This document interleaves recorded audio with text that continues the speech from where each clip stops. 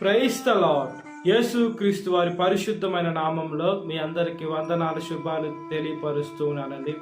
హెబ్రీయులకు రాసిన పత్రిక 10వ అధ్యాయం 35వ వచనం. మీ ధైర్యమును విడిచిపెట్టకుడి, దానికి ప్రతిఫలముగా గొప్ప బహుమానము కలుగును అని దేవుని వాక్యము సెలవిస్తుందండి. మనము ధైర్యాన్ని విడిచిపెట్టకుండా మనం దేవుని పాదాలు గట్టిగా పట్టుకునే బిడలుగా ఉండాలండి. ఈ లోకంలో మనుషులు ఒక మాట అంటారు, నేను నీకున్నాను అని. మనము ఇబ్బందికరమైన పరిస్థితుల్లో ఉన్నప్పుడు మనుషులు మనల్ని ఆదరించేదానికి అంటారు, కానీ మనుషులు మనము నిజంగా చూసుకుంటే మనుషులు మనల్ని ఆదరించలేరండి. వాళ్ళు మనల్ని కొంతవరకు ఆదరించచ్చేమో, మంచి మనసు కలిగిన వాళ్ళు.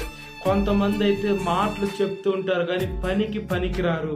మనము దేవుడిని అయితే ఎంతకైనా నమ్మచ్చండి. దేవుడు ఎంతైనా నమ్మదగిన దేవుడు. కాబట్టి మనము దేవుణ్ణి సేవించే బిడలుగా ఉండాలి. మనము దేవుణ్ణి గట్టిగా హత్తుకునే బిడలుగా ఉండాలి.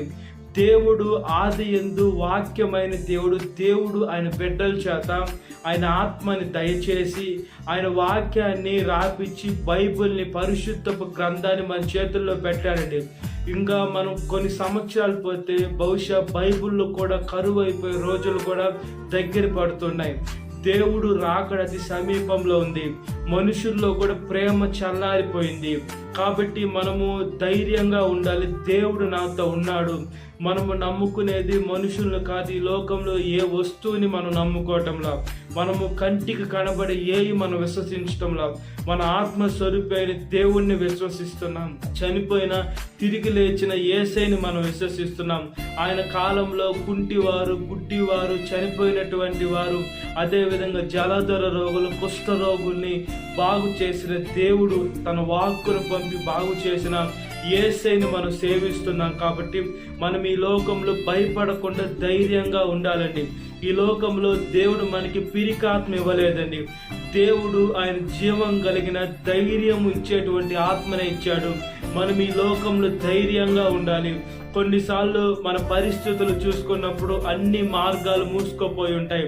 అయితే మనము దేనికి భయపడాల్సిన అవసరం లేదు, మనము దేనికి దిగుడు పడాల్సిన అవసరం లేదండి. ఏమంటే యేసుక్రీస్తు నేను నీకు తోడై ఉన్నాను, నువ్వు భయపడద్దు అని ఆయన గొప్పగా మనతో చెప్తున్నాడు. కాబట్టి దేవుడు కానీ మనకు ధైర్యం చేస్తే మనం దేనికి భయపడాలండి.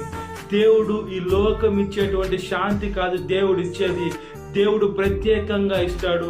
ఈ లోకంలో శాంతి ఎలా ఉంటుందంటే కొద్ది కాలం ఉండొచ్చు, లేదా కొద్ది గంటలు, కొద్ది నిమిషాలు ఉండొచ్చేమో శాంతి, తర్వాత బాధగానే ఉంటుంది.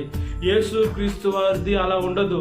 ఈ లోకంలో మనకు మనశ్శాంతి లేకపోయినా కూడా దేవుడు ఉన్నాడు కాబట్టి, నాకు గొప్ప దేవుడు ఉన్నాడు, దాన్ని బట్టి మనం సంతోషిస్తాం.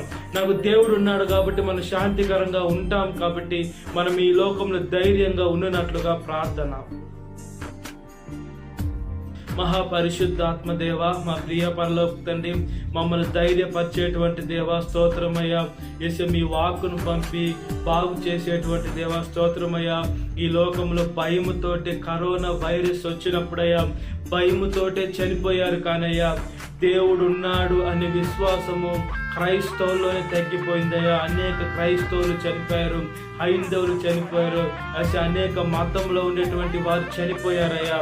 ఏసయ్య మీ కృపలోనే మేము ఇంకా సజీవ లెక్కలో ఉన్నామంటే, ఇంకా ఏసయ్య మేము తినేదాన్ని తిండి, కట్టుకునేదాన్ని బట్ట, ఉండేదానికి ఇల్లు అవన్నీ ఉండి మా అవయవాలు కరెక్ట్గా పనిచేస్తున్నాయంటే మీ ఉచితమైన కృపేనయ్యా. మీ ఆత్మను మేము పొందుకున్నాం కాబట్టి మేము ధైర్యంగా ఉన్నాం. ఈ లోకంలో చూసినటువంటి పరిస్థితుల్లో మాకు భయంకరంగా ఉంటాయి. దేశాల మీద దేశాలు యుద్ధానికి వస్తున్నాయి, మనుషుల మీదకు మనుషులు యుద్ధానికి కోపం రేపుతూ, అదేవిధంగా పగలు పెంచుకొని స్కెచ్లు వేస్తూ ఈ మనిషిని ఎలా చంపేయాలా, ఈ మనిషిని భూలోకంలో లేకుండా ఎలా తీసివేయాలా అని మనుషులే వేసే పాపంలోకి వెళ్ళిపోతూ ద్వేషాలుగా, కోపాలుగా, అదేవిధంగా పగలుగా అయిపోయి ఉన్నాయి.